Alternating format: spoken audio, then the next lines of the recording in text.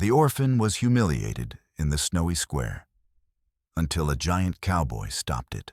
Snow packed hard across the town square, trampled into gray slush by boots and wagons, and at its center stood the orphan with his head lowered, cheeks burning more from shame than cold as the crowd closed in around him under the false comfort of shared laughter. Someone had accused him of stealing bread from the market stall, and though no loaf was found in his coat and no proof offered beyond suspicion, the town decided quickly that hunger itself was evidence enough.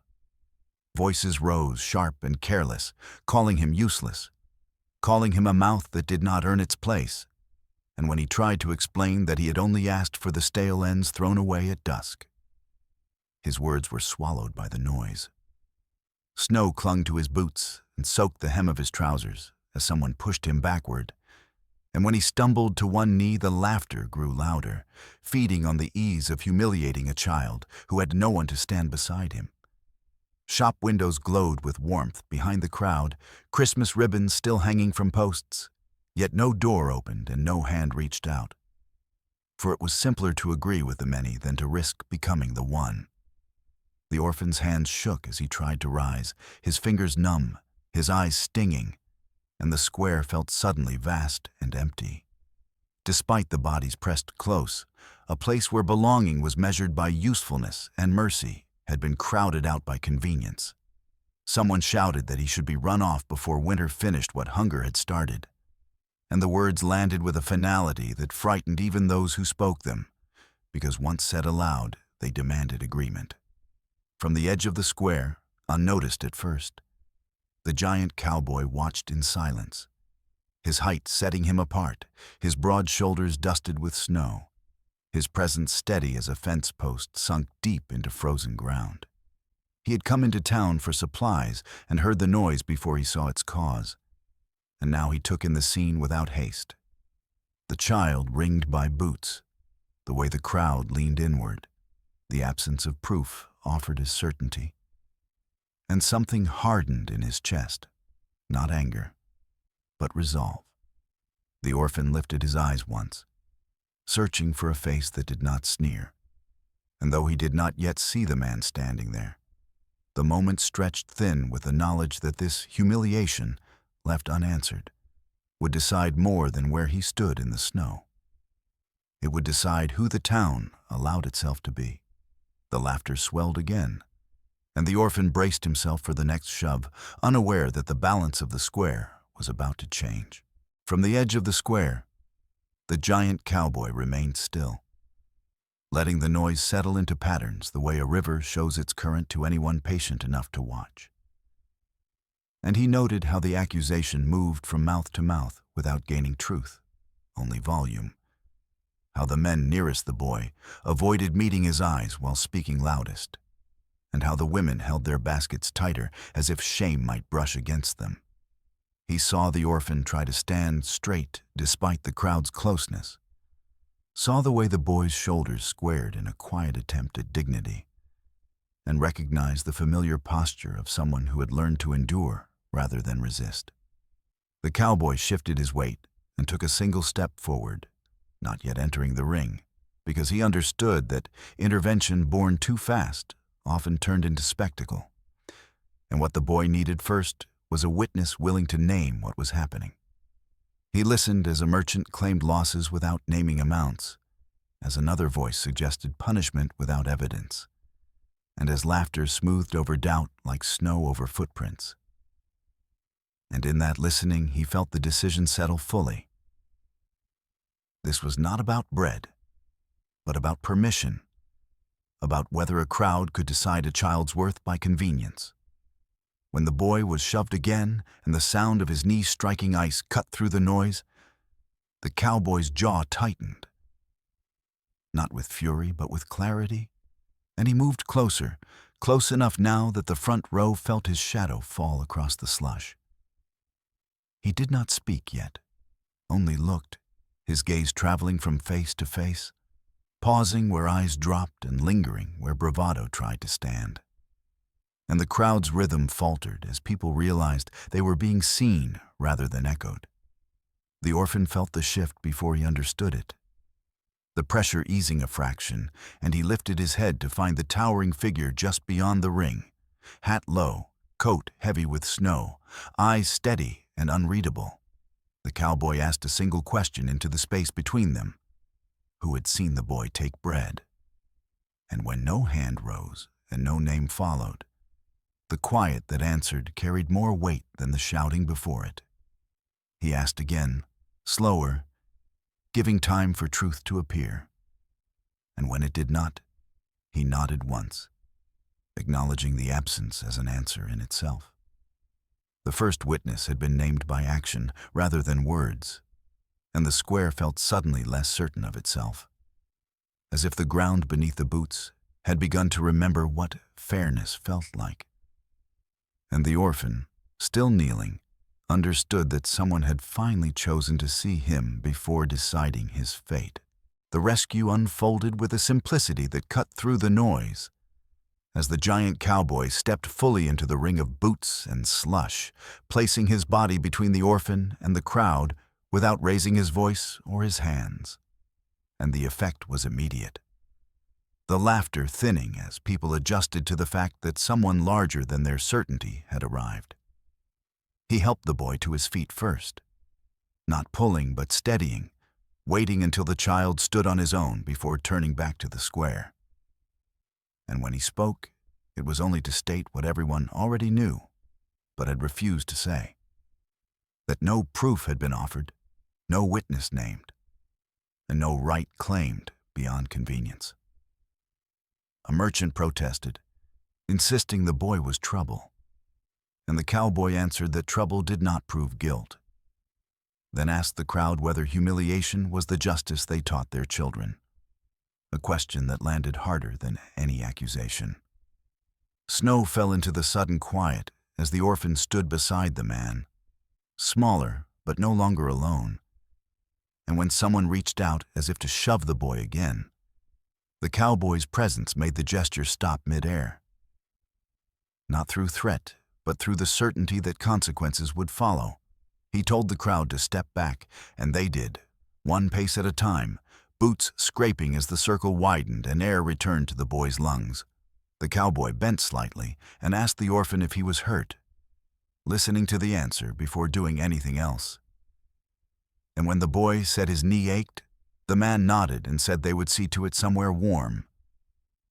He turned then and walked, not dragging the child, but setting a pace the boy could keep. And the square parted, as if relieved to be released from the decision it had been making. A few voices muttered as they passed, but none followed, and the laughter did not return. At the edge of the square, the cowboy stopped and looked back once, telling the crowd plainly that hunger was not a crime, and that public shame was not justice. Words offered without flourish, and therefore difficult to dismiss. He placed his coat more securely around the boy's shoulders against the wind, and guided him toward the street that led away from the noise. And as they left the snowy square behind, the rescue completed itself. Not as a victory over people, but as a refusal to allow a child to be defined by a crowd's cruelty. And the orphan felt the ground under his boots grow steadier with each step away. They reached the edge of town where the noise thinned into the hush of falling snow, and the giant cowboy led the orphan into a low, sturdy boarding house kept warm by a coal stove that ticked and sighed with honest heat, choosing the place not for comfort but for quiet. Inside, the air smelled of soap and bread, and the woman at the counter looked up, read the situation without being told, and nodded once as if this sort of mercy required no explanation. The cowboy paid for a room and asked for hot water and a clean cloth, then guided the boy to a chair near the stove, waiting until the child sat before kneeling to check the knee that had struck the ice. His hands careful, his movements unhurried. The boy flinched at first out of habit, then relaxed as warmth reached him, the ache easing under the steady attention that did not pry or accuse. The cowboy wrapped the knee and set a bowl of stew on the small table, pushing it closer to the boy than to himself. and said nothing more than that the cold ended here for the night. As the boy ate, color returned to his face, and the room's quiet did its work, smoothing the sharp edges left by the square, while outside the snow continued its patient fall, sealing the town's judgment under a clean layer. The cowboy took a seat opposite, keeping watch without staring, listening as the boy spoke in short pieces about being moved along, about work promised and withdrawn, about learning to stand still when people decided things for him. And the cowboy accepted each piece without comment, letting the telling be enough. When the bowl was empty, he brought bread and left it within reach, then explained the simple rules of the room. Rest first, questions later. No one coming in without knocking. Placing boundaries where fear had been. The boy leaned back and closed his eyes, surprised by how quickly exhaustion replaced vigilance. And the cowboy sat where he could see both the door and the child, understanding that safety was not a promise made once, but a condition maintained. By the time the fire settled into a steady glow and the town's bells faded into the distance, the safe haven had taken shape, modest and firm, and the orphan slept with his boots drying by the stove, held by a night that asked nothing of him except to rest. By morning, the boarding house stirred gently, the stove renewed, and the light filtering in pale through frosted glass, and the orphan woke without the jolt of panic that usually pulled him from sleep. A small but telling change he noticed only when it failed to happen. The giant cowboy was already awake, seated at the small table with a ledger open, paying for another night and arranging a simple breakfast without drawing attention to the act. And when the boy approached, unsure where to stand, the man gestured to the chair and asked how the knee felt, listening carefully to the answer before nodding. They ate in an easy quiet, the cowboy speaking only when there was something worth saying, explaining that trust was not built by grand gestures, but by keeping small things consistent. Meals at regular times, doors that stayed closed when promised, words that matched actions. The boy admitted he had learned to leave early, before kindness changed its mind. And the cowboy replied that leaving could be wise, but staying was sometimes braver, a thought offered without pressure. After breakfast, they stepped outside, the square still marked by trampled snow but emptied of its crowd, and the cowboy pointed out where work might be found later in the week, emphasizing choice rather than command, then asked the boy what he wanted next for himself. A question that took time to answer because no one had asked it before. The boy finally said he wanted to stop being laughed at, to be seen as more than a problem, and the cowboy accepted that goal as sufficient, saying they would start there. He offered to walk the boy back to the boarding house after a short errand and told him he could decide whether to come along or wait. And when the boy chose to go, it was not because he had to, but because he wanted to. As they moved through town, the cowboy did not shield the child with his body, but he set a pace that invited confidence, meeting looks calmly and returning nods without challenge. And the boy felt something settle between them, an understanding shaped by respect rather than rescue. When they returned to the warmth, the cowboy left the boy with a book and instructions for the afternoon, then stepped out to tend to his business, trusting the space he had created to hold.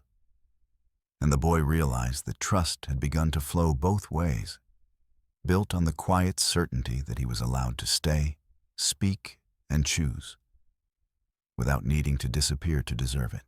The threat returned by midday, not as a crowd this time, but as two men who believed the square had been embarrassed and needed its order restored. And they arrived at the boarding house with clipped voices and the confidence of those who mistook agreement for authority.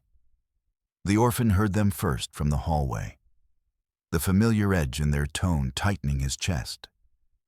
But before he could retreat, the giant cowboy stepped out from the stairwell and placed himself in the doorway, filling it without posturing. The men claimed the boy had disrupted trade, that the town could not allow begging or theft to set a precedent, and that sending him on was the cleanest solution. Words polished to sound reasonable while aiming to move the problem out of sight.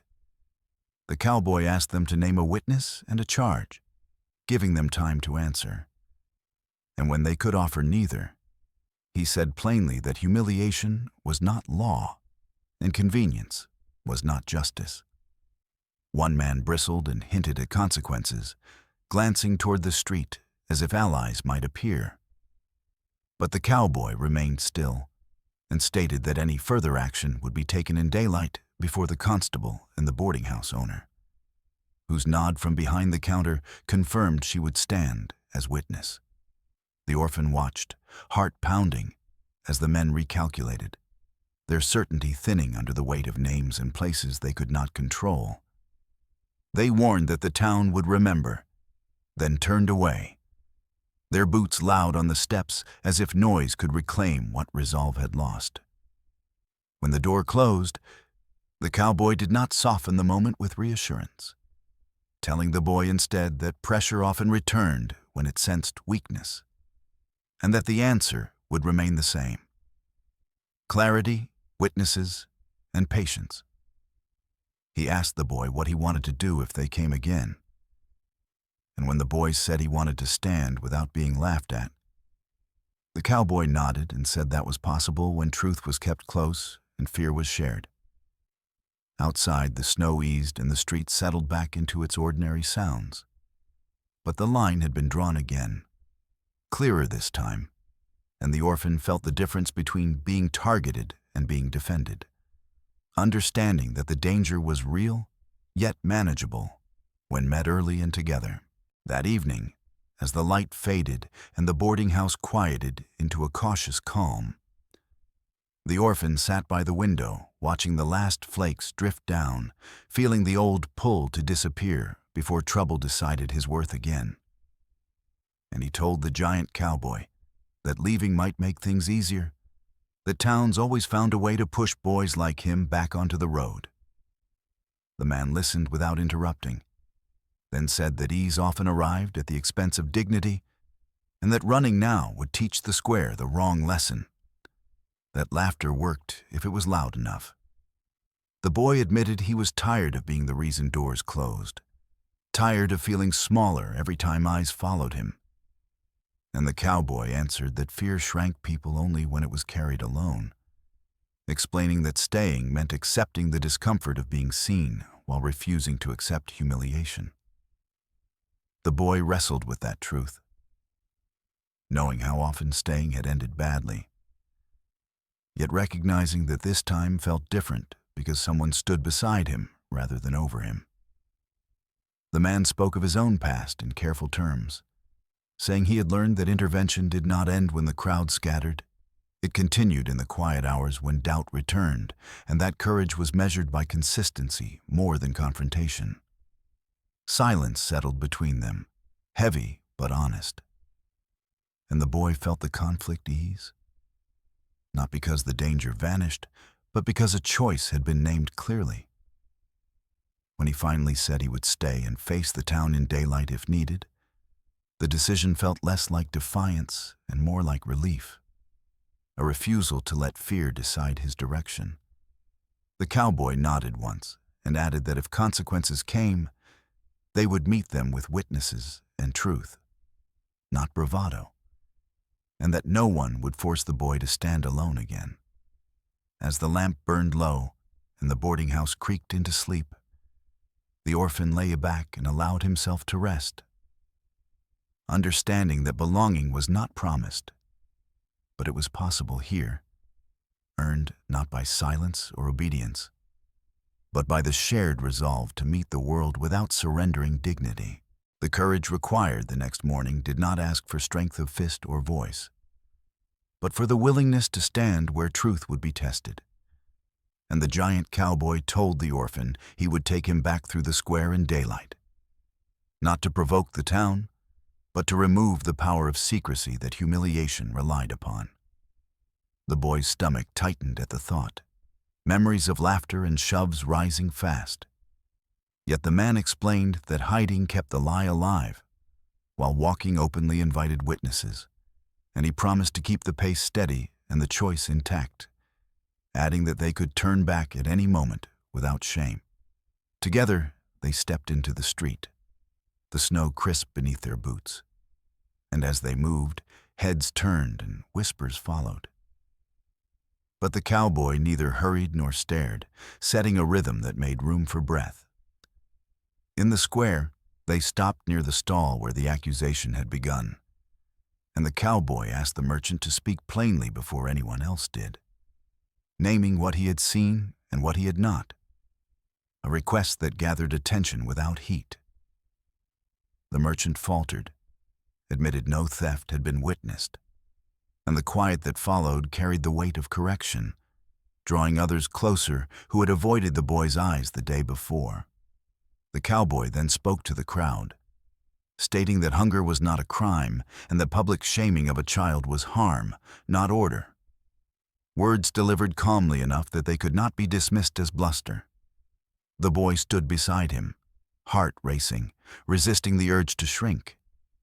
And when a woman stepped forward to say she had laughed because everyone else had, the cowboy thanked her for the honesty and said that stopping now mattered more than excuses later. The constable arrived at last, summoned by the gathering, and listened as accounts aligned, the absence of evidence becoming undeniable, and he warned that any further harassment would be answered formally. The sacrifice lay in the exposure itself, the willingness to bring the boy back into the place that had hurt him so the lie could not hide behind memory.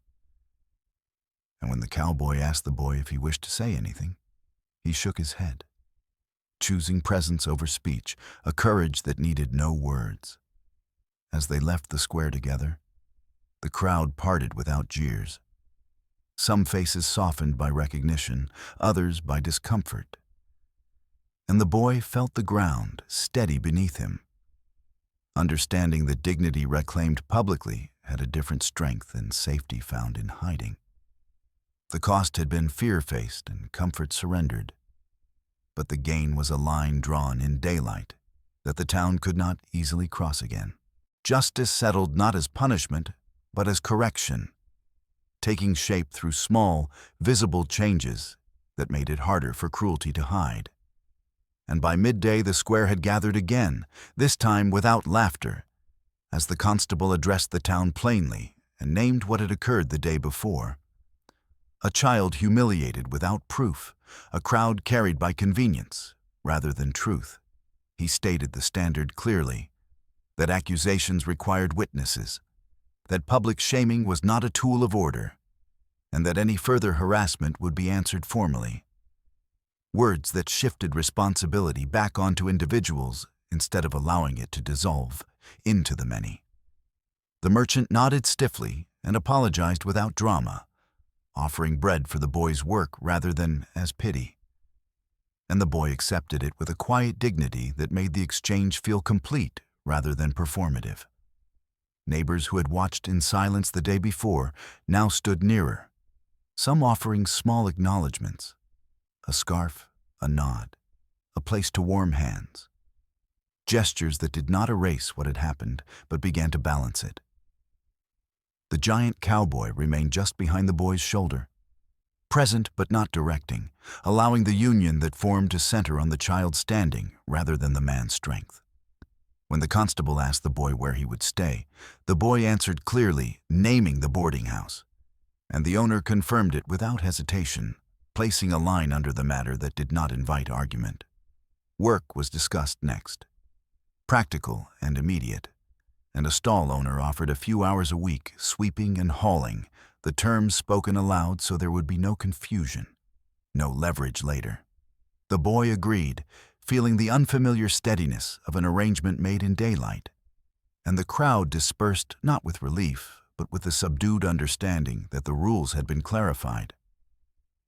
As the square emptied, the cowboy spoke once more, thanking those who had chosen to stand openly and reminding the rest that justice held best when it was practiced early, not after harm had settled in. The boy looked around the place that had humiliated him and felt its power recede. Not because it had changed entirely, but because it no longer owned the story. In that recalibration, a union took shape. Not between rescuer and rescued, but between a child and a town relearning its boundaries, anchored by the simple agreement that dignity, once named, would be protected together. By the end of the week, the snowy square no longer felt like a place that waited to decide the boy's worth, but like a crossing he could move through without bracing himself.